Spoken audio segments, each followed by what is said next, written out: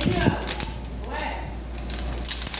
Então, o que foi feito? Alguns missiólogos, que são missionários, sociólogos, estudantes de missões, eles levantaram alguns dados que dizem que a janela 1040, o que se refere? São 10 graus de latitude, né? Longe.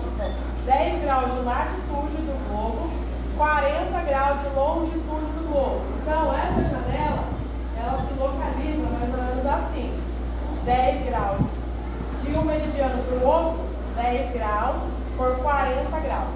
Dentro dessa janela, que é o que nós vamos falar, é como se a gente literalmente abrisse uma porta do mundo assim, e dentro dessa janela se localizam mais ou menos 67 países que nunca ouviram falar do nome de Jesus.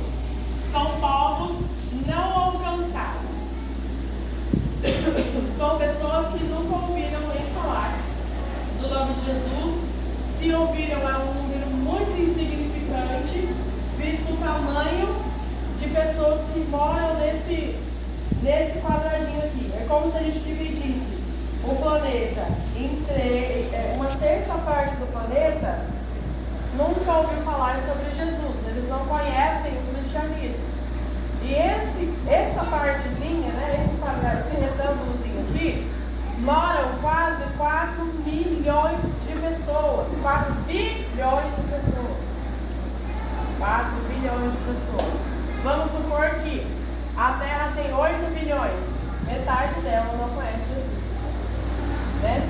E por causa disso ela é considerada, né? Deu esse nome de janela 1040 por esses missiólogos cristãos que levantaram essa informação por causa dos meridianos do globo e colocaram esse nome para denominar que neste lugar, nesse local, é muito difícil de se penetrar o Evangelho de Cristo. Então, são quase 4 milhões de pessoas e esse retângulo ele vai do norte da África até o leste da Ásia, pela linha do Equador. É nessa região. Essa região ela é conhecida também como Cinturão da Resistência. A lição, preciso mostrar aqui, e facilitar, porque ela fala muito disso. É considerado, por que é considerado Cinturão da Resistência?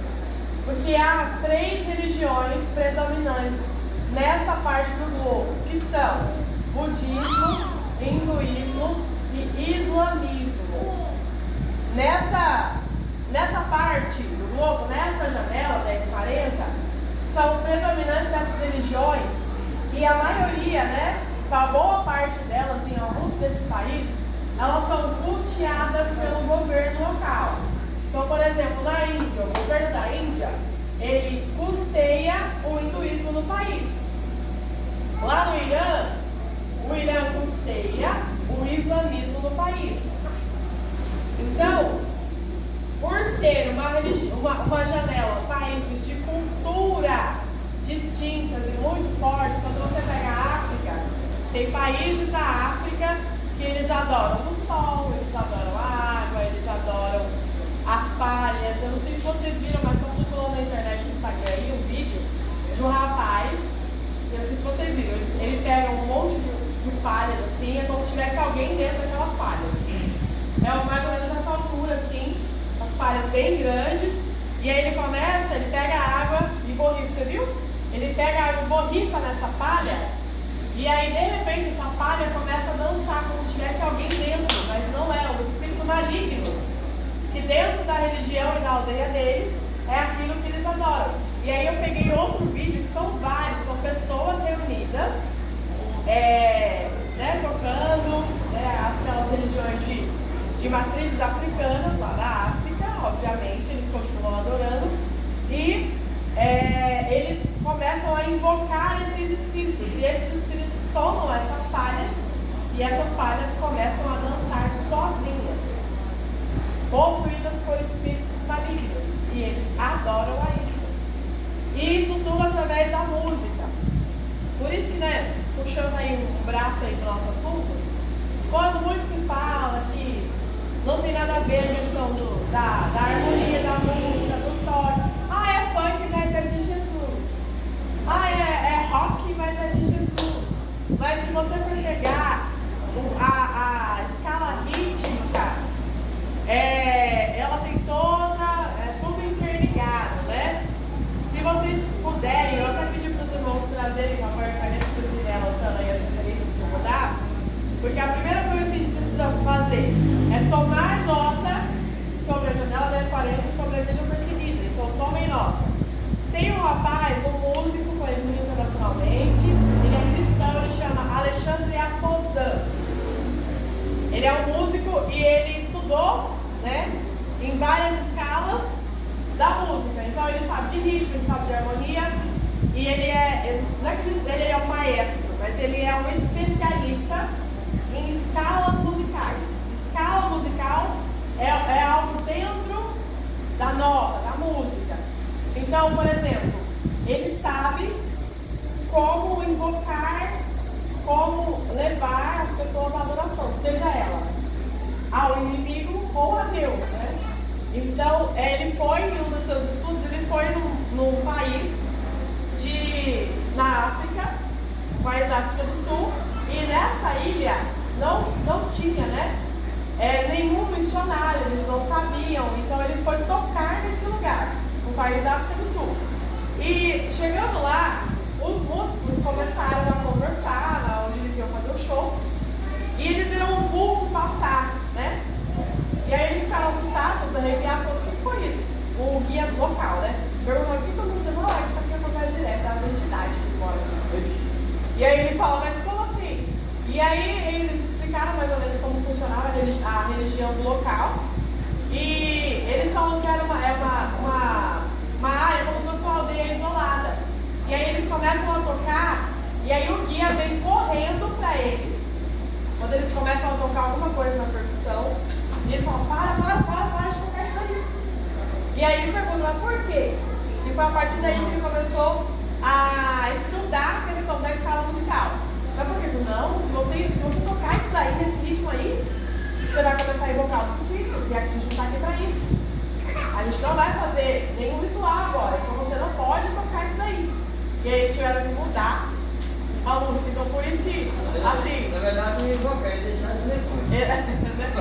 É invocar, né? Então aí a gente pega justamente isso. Tem alguns locais que invocam outros deuses, e nesses povos eles nunca ouviram falar de Jesus. Na janela 1040, nessa faixa de terra onde esses países se encontram, de 100% dos missionários do mundo, somente 8% estão dentro da janela 1040. Então, às vezes a gente acha que faz missões, mas a gente não faz missões. Missões se faz quando não é só quando a gente sai do nosso lugar e vai para outro. É muito fácil, né? A gente tem a liberdade de adorar o Senhor no nosso país. Mas neste lugar, somente 8% dos missionários ou se predispõe aí, né, com horário e tal, e é muito difícil o custeio dessas pessoas lá. Experiência pessoal agora. Algum de vocês já recebeu uma palavra, uma profecia, dizendo assim: eis que eu vou te levar para os 4 cantos da terra? Alguém já ouviu isso? Não. Já? Pois é. Quando eu tinha uns 13 anos, o Senhor me disse isso. Só que o que a gente muitas vezes faz quando Deus nos faz uma promessa? A gente fica feliz quando sai do lugar. E uma coisa que me pegou essa semana foi justamente isso, tá? Deus é fiel para cumprir promessa, sim ou não? O Senhor é homem para que minta? Não. Então se Ele falou que vai fazer, Ele vai fazer, certo? Só que algumas coisas elas são condicionadas. E quando você escuta que o Senhor vai te levar aos 4 cantos da terra, isso é condicionado. Tá? O que eu estou fazendo para permanecer na brecha que Deus quer para me levar aos 4 cantos da terra? Pergunta se eu me matriculei em algum curso de inglês. Não. Pergunta se eu me matriculei em algum curso de espanhol, de mandarim. Nunca. E eu tinha 13 anos quando eu recebi essa promessa de que o Senhor me levaria para os 4 cantos da terra. Então assim, exigência minha, vocês concordam? Porque se eu creio que Deus é fiel para cumprir a promessa, o que eu tenho que fazer? Posicionar. E colocar no lugar para que Deus faça com que isso seja cumprido, né? Porque muita coisa a gente mesmo atrasa na nossa vida porque a gente não se posiciona. Então, quem sabe se aos 13 anos eu tivesse começado a estudar línguas, eu já não tivesse vivido essa promessa que o Senhor me fez. Quem sabe eu não seria uma missionária da Janela Transparente. Não é verdade? Então, muitas vezes a gente para com essa realidade, nos depara com essa realidade de povos que ainda não conhecem a Jesus, e nós estamos aqui no conforto da nossa igreja, por mais calor que esteja no ar-condicionado, mas as portas estão abertas, e nenhuma polícia está aqui para nos matar. Nós estamos aqui, de boa. Nós estamos estudando a palavra do Senhor, mas há países e há povos que não têm nem um único versículo da Bíblia, nem João 3,16, porque Deus amou o mundo de tal maneira que deu seu filho de jeito para que todo aquele que nele crê não preso, mas ter vida eterna.